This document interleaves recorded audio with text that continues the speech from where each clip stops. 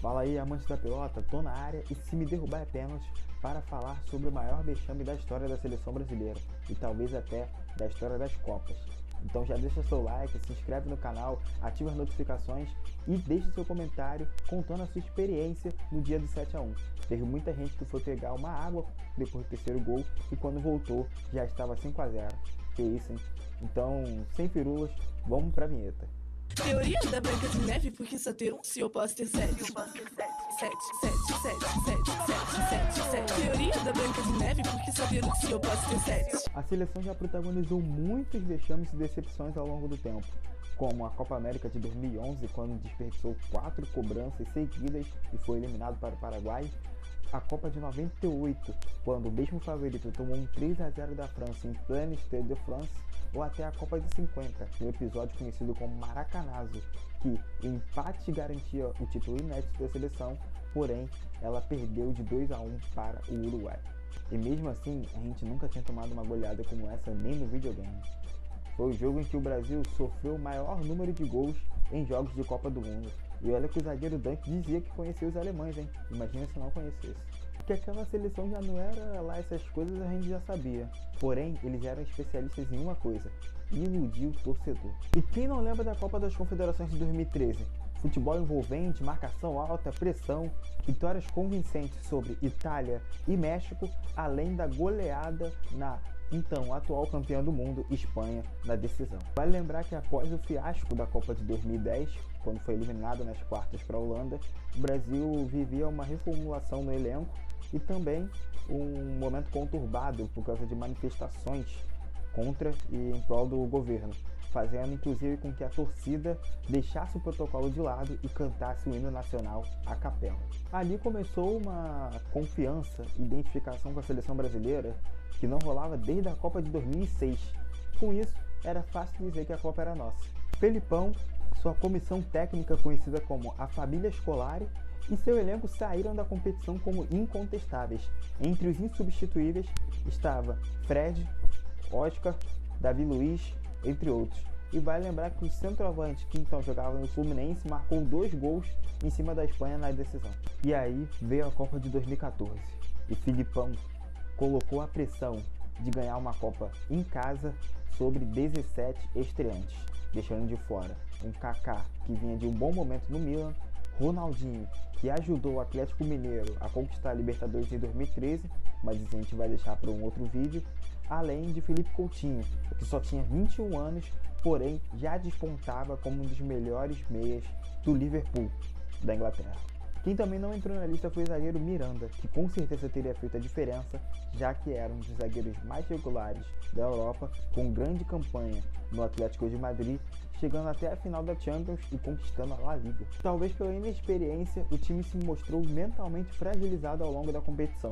Teve até choro quando eliminamos o Chile nas oitavas de final e a Colômbia nas quartas de final. E por falar em baile da Colômbia, Não se assusta, só mexe o bumbum do Colômbia. é bom lembrar que a seleção foi encarar a Alemanha sem Thiago Silva, suspenso de forma boba pelo segundo cartão amarelo, e sem Neymar, que levou uma joelhada de Zuniga pelas costas e acabou ficando de fora da partida.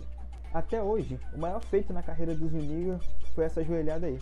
Tanto que se você pesquisar o nome dele no Google, é a primeira coisa que aparece. Experimenta só.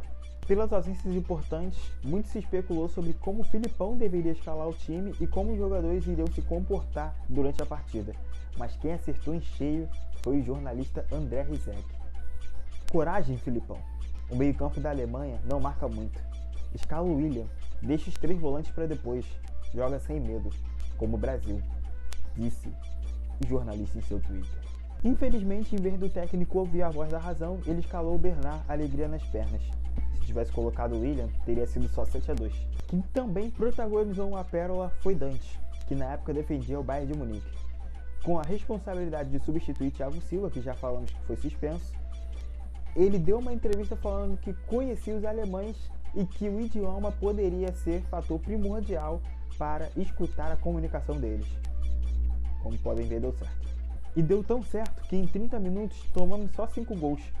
2 deles com tabelinha dentro da área e o Dante rodando mais que peão da casa própria. Miroslav Klose marcou um dos gols que o ajudou a passar Ronaldo na artilharia no estádio onde ele jogou e num jogo onde ele comentava, ainda por cima, em cima da seleção dele. Kroos e Müller fecharam o placar vergonhoso para a seleção brasileira ainda no primeiro tempo. No intervalo de jogo, os alemães combinaram de não humilhar o Brasil, sem fazer firulas e com seriedade, para controlar o jogo e garantir a classificação para a final.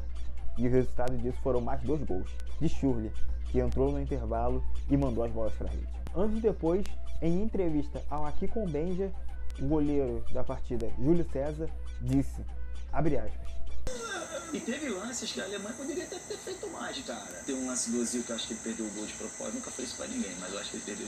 Não sei se foi de propósito, mas eu tive esse sentimento. Jura, cara?